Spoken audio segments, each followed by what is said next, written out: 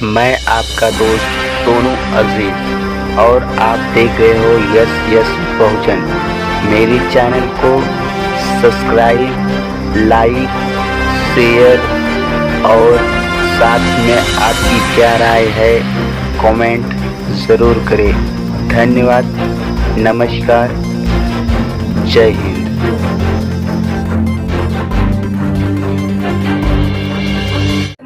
जी जी जी देखिए, पहला तो बात है ये हमारे जो अल्पसंख्यक के ऊपर और चाहे ओबीसी दलित जो पिछले वर्ग है उसके ऊपर बहुत जोर जुलूम होता है। ये मणिपुर से लेके असम से लेके हरियाणा से लेके बंगाल से लेके राजस्थान सब में होता है।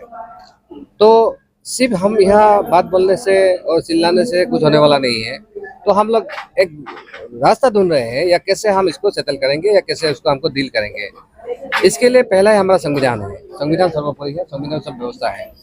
तो हम लोग आपस में बात करके सबको एकजुट होकर इसमें लड़ाई लड़ना है। तो आपने हमारा बात भी सुना है। उसमें मैं आदिवासी में हूँ, आदिवासी क्षेत्र से आता हूँ। फिर असम के लिए हम लड़ाई भी लड़ा था 25 साल। उसके बाद हम सारा देश में घूम रहे हैं। हम देख रहे हैं कश्मीर से, मध्य प्रदेश छत्तीसगढ़ से होके, मणिपुर से होके एकदम सारा हम घूम रहे हैं। तो यहाँ जो हो रहा है वो सर्वनाक है, वो नहीं होना चाहिए। ये हम लज्जित भी है, लेकिन उसका रास्ता भी निकालना कैसे इसको खत्म करेंगे। ये जो हम लोग जुड़ रहे हैं, हम एक एजेंडा के तरह हम सब लोग एक साथ चलेंगे। तो आने वाले दिन में उसको पॉलिटिकली और सोशली हम डील करके जरूर ऐसा लोगों को हम सोशल एक्टिविटी जो ये हो उसको जरूर हम पॉलिटिक्स में भी जोड़ना है और समाज को भी लीड करना है। तो मुझे लगता है ये सिलसिला जो शुरू हुआ है वही पे खत्म हो गया जिस दिन यहाँ जन जुलूम बंद हो जाएगा। 2024 दिल्ली के पूरे देश चल रहा है, मणिपुर से लेकर तो हरियाणा तक। इस विषय में आप लोगों की जो राउंड टेबल कॉन्फ्रेंस हुआ है, क्या निर्णय लिया जा रहा है कि जो आपकी पार्टी तमाम पार्टियां एक साथ हुई है उस पर इस तानाशाही सरकार के खिलाफ कुछ ऐसा निर्णय हो कि क्या हो? यहाँ हम दो बात स्पष्ट कर रहे हैं। पहला है, यहाँ लगभग एनडीए का कोई नहीं है और इंडिया बन गया है। इंडिया का टक्कर बराबर होगा। लेकिन और एक बात है, बहुत सारा ऐसा लोग है जहाँ ना इंडिया में मिलता है ना एनडीए में मिलता है, कोई रिप्रेजेंट नहीं मिलता है। हमारे साथ ऐसा बहुत सारा एक्टिविस्ट है, बहुत सारा छोटा छोटा पार्टी है, बहुत सारा लोग है जो अपने हक अधिकार के लिए लड़ने के लिए चाह रहे हैं। तो इसलिए उनके लिए हम थाट फंड भी बना रहे हैं। मैं एक पार्टी बना है गण सुरक्षा पार्टी, जीएसपी बोल के। ये पार्टी कश्मीर से लेकर, हमारा कश्मीर का भाई भी आया हुआ है, दिलीप सरेना प्रेसिडेंट है, अब्दुल बच्चा भाई जनरल सेक्रेटरी है, हम ये फाउंडर है और सारा प्रदेश में अभी पार्टी भी है, महाराष्ट्र से लेके हरियाणा से लेके सब में। और हमने थर्ड फंड अगुवाई किया है। इसमें कम से कम 200 से ज्यादा छोटा छोटा पार्टी है। एक हमने फंड बनाया है इंडियन रीजनल पार्टी फंड और एक है इंडियन डेमोक्रेटिक अलायंस बोल के। ये दोनों फंड के अंदर 200 से ज्यादा पार्टी है। और आप देखिए 38, 27 ऐसा करके ज्यादा से 60 पार्टी का ये दोनों अलायंस है। इंडिया हो और इंडिया में लगभग 4,000 पार्टी रजिस्टर है। अभी बहुत सारा ऐसा पार्टीज है जो उसका एमएलए एमपी नहीं बन सकता है, लेकिन वो पार्टी है, समाज के तौर पे काम कर रहे हैं। और हमारे साथ ऐसा हनुमान बेनियल जी हो, ऐसा करके कुछ एमपी कुछ एमएलए भी है। एक्स एमपी हमारा राजकुमार सैनी के लेके ये सारा एमपी एमएलए है। हम कोशिश है जिसको रिप्रेजेंट नहीं मिलेगा, जो लोग स्पेशली इंडिया से विरोध में है और इंडिया से नाखुश है, उसको हम साथ लेके, क्योंकि हम देखे लखनऊ में हम जब गया, अब वहाँ एनडीए को रोकने के लिए इंडिया बन गया है और इंडिया से ज्यादा निकलेगा तो 40 सीट निकलेगा। 40 सीट अभी भी बहुत अच्छा इलेक्शन होगा, फिर भी अभी बीजेपी का एनडीए के साथ है। तो हमारा कोशिश है 40 से कम 20 या 25 हम निकाले तीसरे परसा, ताकि बीजेपी, अगर यूपी से बीजेपी हार गया तो आप सोचिए दिल्ली से खत्म हो गया वो। सर, कांग्रेस ने 70 दलों को एक साथ, लेकिन उसमें आप जैसे तमाम मायावती और चंद्रशेखर, असदुद्दीन अवैसी को दरकिनार कर दिया गया। तो क्या लगता है कि आप बीजेपी से टक्कर दे पाएंगे और इसमें दरकिनार करने के क्या लगता है कि बीजेपी अलग अलग चुनाव लड़ने से सरकार बना पाएंगे? देखिए, आपने यहाँ नॉर्थ ईस्ट का जो लोग आया हुआ है, नॉर्थ ईस्ट में टोटल 8 स्टेट में 25 सीट है। आज का डेट में इंडिया के पास उसका राज्यसभा को लेकर ओनली 4 एमएलए है, 5 एमएलए है उनका। मतलब आउट ऑफ 25 ओनली 5 है। और नेक्स्ट इलेक्शन में 24 में इंडिया एक भी नहीं आएगा, लेकिन हीरा भाई उनके साथ देगा, हमारा पार्टी रहेगा। तो मुझे लगता है आउट ऑफ 25 उसका इंडिया का सिर्फ 4-5 आएगा, बाकी 20 हम लोग लेके निकलेंगे। तो ऐसा हमारा तैयारी है।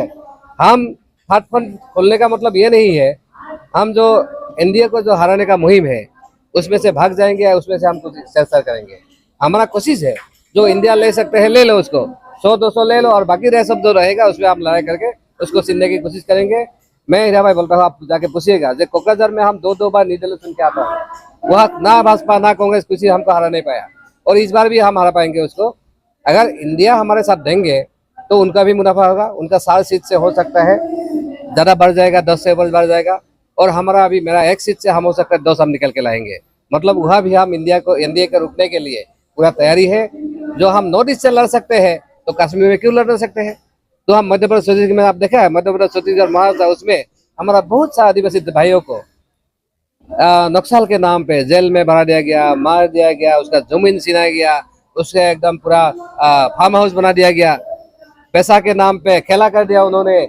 ऐसा बहुत सारे चीजें हो रहे हैं तो इसको रोकने का हमारी तैयारी है। आदिवासियों के साथ हर दिन उत्पीड़न होता है, लेकिन आदिवासी समाज जब चुनाव आता है तो बीजेपी और कांग्रेस में सिमट जाती है। तीसरी पार्टी आप जैसे और तमाम बहुजनों की कोई पार्टी को समर्थन नहीं करते, तो क्या लगता है कि आप बीजेपी कांग्रेस के अलावा दूसरी पार्टी नहीं चुनते तो आपकी उत्पीड़न कम हो जाता है? देखिए, आदिवासी क्षेत्रों में बीजेपी जितना जिम्मेदार है कांग्रेस उससे कम नहीं है।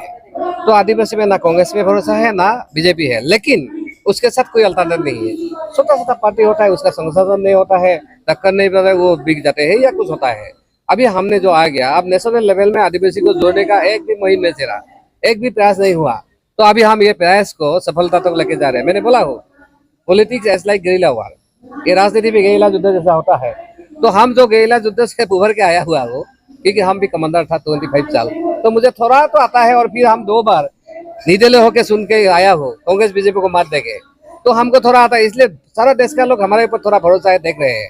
अगर हम अगुवाई करेंगे ये लड़ाई तो जरूर हम जीत पाएंगे। ये हमारा भी है और हमारा लोग। देखिए, मणिपुर जैसा हाल हमारा उधर में है। मणिपुर में अभी 2-3 महीना हो गया, हमारे उधर में 3 डेकेड था। कितना 30 साल, जो 30 साल में कोई पीएम सीएम नहीं कर पाया, वह हीरा भाई और हमारे साथ लोगों ने साथ दिया, हमने कर पाया। अभी आप देखिए कोकराझार में अभी कोई मारामारी गड़बड़ नहीं है, सारा बंदूक अभी बंद है। लेकिन वही सिस्टम, जितना सारा लोग है वो लोग हमारे बात हो रहे हैं। लेकिन मायावती में दिक्कत क्या है, वो बात बराबर करते हैं और लास्ट टाइम में वो मुकर जाते हैं। लेकिन मैंने बोला हुआ अगर मायावती से एक बार हमारा बात हो गया तो पक्का हो जाएगा।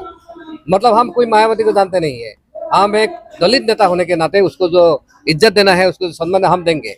लेकिन अगर एक कानिंग पॉलिटिशियन जैसा बिहेव करेगा तो हमको उसको भी उतर फेंक देंगे। क्योंकि एससी समाज में अभी इतना बड़ा लोग निकल के आया हुआ है, पढ़ाई लिखाई करने वाला समाज सेवक है। कल मायावती नहीं करेगा वो लोग जिम्मेदारी लेंगे।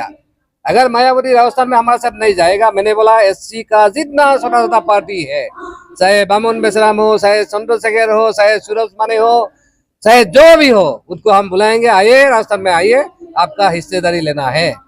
अगर लेना है आइए, नहीं लेना है तो जनता सुनेगा किसको क्या करना है। माननीय मायावती जी पर जो है हम लोग विश्वास नहीं कर सकते कभी, क्योंकि उन्होंने हमेशा जो है SC ST OBC का धोखा दिया है। SC ST OBC माइनॉरिटीज के लिए उन्होंने वर्क नहीं किया है, जबकि ये संगठन और ये पार्टियां उस लेवल से उठी थी SC ST OBC माइनॉरिटीज की हिस्सेदारी दिलाने के लिए, लेकिन आज तक वो हिस्सेदारी नहीं मिली। वो आज फिर उन्हीं की कठपुतली बन गई है। जो बहुजन हिताय बहुजन सुखाय की नीति पर चलने वाला वर्क किया था, एक शपथ लिया था, वो शपथ उन्होंने तोड़ दिया और समाज को धोखा दिया है।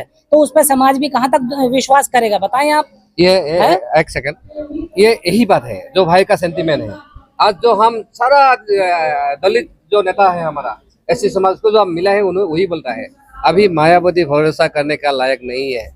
लेकिन देखिए, जो हमारा कुछ लोग थोड़ा डिसेबल होता है, हैंडीकैप होता है, उसको हम थोड़ा सहारा देते हैं।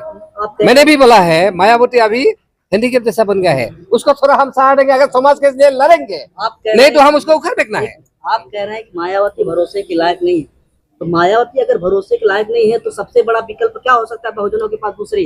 देखिए, अभी भी हम ये नहीं बोलते हैं, ये लास्ट मौका है हमारे लिए, सबके लिए। अगर इस बार हम खड़ा हो पाएंगे तो आने वाले दिन के लिए बहुजन का ही शासन चलेगा। तो मैंने इसलिए चाहे आदिवासी समाज का हो, चाहे एससी समाज का हो, देखिए चाहे माइनॉरिटी समाज, सबसे हम बात संवाद क्या है, हम अपने जो विचारधारा को लेकर चलना है। कोई किसने गलती किया, अगर वो सुधरने के लिए, देखिए सभी धर्मों में क्या होता है, अगर गलत भी करता है एक बार भगवान से दुआ करता है, वो माफ कर देता है। हम भी जनता के पास जाएंगे, अगर कोई गलती भी किया उसके तरफ से हम जाएंगे, अगर जनता खुश होंगे तो बहुजन का शासन आएगा, नहीं तो नहीं। आपस में हम लड़ते भीते रहेंगे तो कुछ होने वाला नहीं। मैंने इसलिए देखिए, आप आज क्या चुना आपने, मणिपुर के लिए हम बोला है, ना मैते भाई, ना कुकी भाई, ना नागा भाई आपस में लड़ेंगे। अगर कोई लड़ाई करना है, दिल्ली चल रही है, आप यहाँ आइए, यहाँ हम आपको साथ देंगे, यहाँ से लीजिए। तो मायावती जी का हमारा आपसे यही अपील है, अब पहले जैसा नहीं होगा। अगर बीजेपी का बी टीम का पुलिस जब बनेगा तो कोई लोग आपको लेने के लिए तैयार नहीं, आज नहीं तो कल वो खत्म ही हो जाएगा। तो ये उनके लिए भी लासान है सुधरने का, उनके भी लाश, क्योंकि अभी भी मायावती का पॉकेट में कम से कम 2-3-4% वोट है, जहाँ जहाँ ऐसे समाज है। तो इसलिए हमारा लोग अगर मिसलीड भी हो गया, गलत रास्ते भी गलत, सही रास्ते पे लाने का हमारा भी सबका जिम्मेदारी बनता है। तो मैं तमाम भाइयों का वही अपील करता था, जब आप लोग आए सब मिलके, लेकिन सबका लास्ट सबमिट यही है कि वो आएगा नहीं। अगर आएगा नहीं, अपना अपना जो भरपाई वो करेगा, इससे हमारा क्या दिक्कत है। Thank you so much.